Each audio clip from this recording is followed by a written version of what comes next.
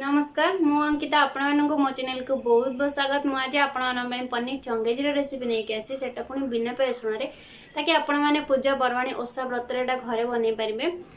आशा करुँच आज भिडियोटी आपको पसंद आसो। जब भिडियोटी भल लगे तेल भिडियो को लाइक करदे, चैनल को सब्सक्राइब करदे, पाखे बेल बटन को दबाई देवे ताकि नुआ नुआ भिडियो नोटिफिकेशन सर्वप्रथम आपण पाखे पहुँचे। चलते आज भिडियोटी स्टार्ट करवा। प्रथम मु हाफ किलो पनीर को यही भाव में स्क्वायर सेप्र काटि नहीं। आपण इच्छा मुताबक आपण आठू बड़ साइज कि छोट साइज करके पनीर को काटि नहीं पारे। तापर से 3 टेबल स्पून बेसन ऐड करुँची आ 3 टेबल स्पून फ्रेश दही ऐड करी। आपण ये दही को फ्रेश ही ने, जमा भी खट्टा दही ने, ना तरकार स्वाद जमा भी भल लगे।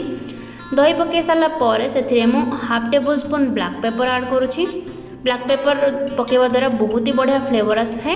तापर से 1/4 टेबल स्पून चाट मसला पकाउची। चाट मसला पकेले टिके चटपटा टेस्ट आसिबो। हाफ टेबल स्पून हलदी, हाफ टेबल स्पून लुण पकईकी मुझे भल भाव में गोड़े नेबी जमती मसलाटा भल भाव में पनीर उपर कोटेड हो। देखो भल भाव में मसलाटा पनीर उपर कोटिंग हो गलापर आम या 15 मिनट फ्रिज रखीदे। तो देखो ये 15 मिनट हो गला। तापर मुझे गोटे पैन नहीं जाइए से 3 टेबल स्पून रिफाइंड ऑयल नहीं गली। आबे 15 मिनट जेहतु हो गला आम फ्रिज पनीर को काढ़ी आनिबा आउ एबे आम ये फ्राए करवा। एठी आम पनीर को चारिपट साइड्रु भल भाव में गोल्डन कलर हवा पर्यंत चारिपट को बुले बुले ही फ्राए करवा। जमती आप वीडियो देखुं से भाव में ही पनीर को टिके फ्राए करे। तो चलतु मुझे सबुतक पनीर को पैन में दे सारे।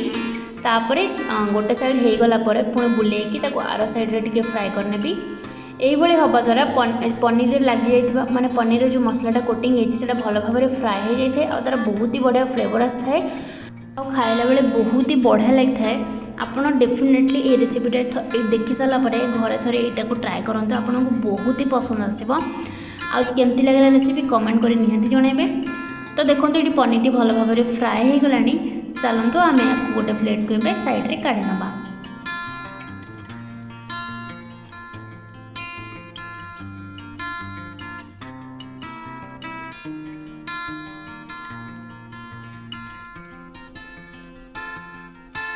ये आम पनीर टी केते सुंदर भाव में बढ़िया से फ्राए हो जाए। चलते आम ग्रेवी बनैबा। ग्रेवी बनवाई मुझे 4 ରୁ 5 टेबल स्पून रिफाइंड ऑयल नहीं जाइए।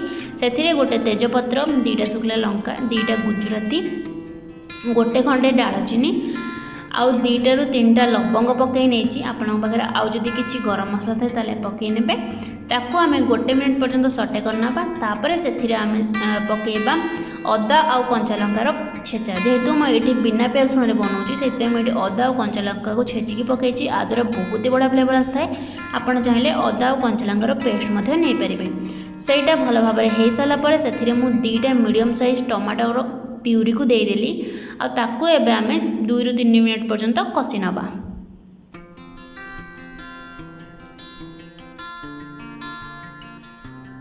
देखो ये 2 ରୁ 3 मिनट हो गला आम टमाटोटा भी भल भाव में कषि गला। तो चलते ये से आम मसला गुंड ऐड करवा। मुझे फर्स्ट हाफ टेबल स्पून लुण पकईली। से पनीर को मैरिनेट करी से भी लुण पकई। तो आपने देखिकी लुण ऐड करेंगे। तापर से 1 टेबल स्पून धनिया पाउडर, हाफ टेबल स्पून जीरा पाउडर, हाफ टेबल स्पून हल्दी powder, 1 tablespoon Kashmiri red chilli powder. जेहेतु मुझे कंचा लंका और शुखला लंका यूज कर मुझे लंका गुंड पकईनी ना तरकारी बहुत ही राग हो।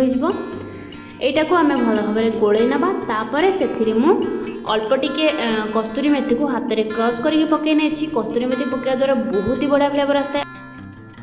तो एबे मुझे मसला को 10 ରୁ 15 मिनट पर्यंत भल भाव में कषिबी जो पर्यंत मसला तेल अलगा है। तो चलतु एबे आम मसला को कषि नबा। जमती कि आपण मैंने देखिपे मसला बहुत बढ़िया भाव में कषि गला आ साइड रू तेल भी छाड़ा जमती आप वीडियो देखिपे।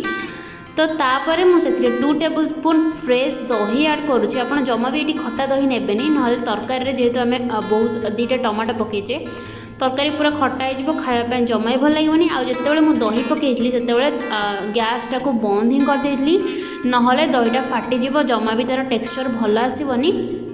आ दहीटा को मुझे भल भाव में गोले सारापर पुणी थे गैस ऑन करके मसला सहित दही को भल भाव में 1 ରୁ 2 मिनट पर्यंत कषिदेवी। मसला रे आमे दही ऐड करबा द्वारा तरकारी रे टैंगी फ्लेवर आस्थाए आ खाया पई मध्य पार्टी को बहुत ही टेस्टी लगी थाए। तो आपण ए स्टेप टी को स्किप न करके मसला रे डेफिनेटली दही ऐड करंतो। एठी फ्रेश दही नेबे। तो चलंतु एबे हम मसला टी को कसी नबा। देखो ये आम मसलाटी बहुत बढ़िया भाव में कषी गलानी। तापरे आम ए फ्रेश क्रीम ऐड करवा। मुझे घरे थिबा क्षीरर सर को ही नहीं फ्रेश मलाई को ही नहीं। आपड़ चाहिए मार्केट रू फ्रेश क्रीम आनिक ऐड करें किंतु इजिली आपण मानक घरे क्षीरर सर अवेलेबल हो तो आपड़ से यूज करूँ। द्वारा बढ़िया टेस्ट आए। मुझे भल भाव में मसला सहित गोलैकी 1 ରୁ 2 मिनट पर्यंत कषि नेबी। तापरे आम से पानी ऐड करना जी आप ग्रेवी रखा चाहते से हिसाब से आप पानी ऐड करने और 4 ରୁ 5 मिनट पर्यंत फुटियापाई छाड़दे। तो देखो ये मसलाटी बहुत बढ़िया भाव में कषी गलानी। तापर मुझे 1 कप पानी ऐड करना अच्छी और 4 ରୁ 5 मिनट पर्यंत फुटियापाई छाड़ने।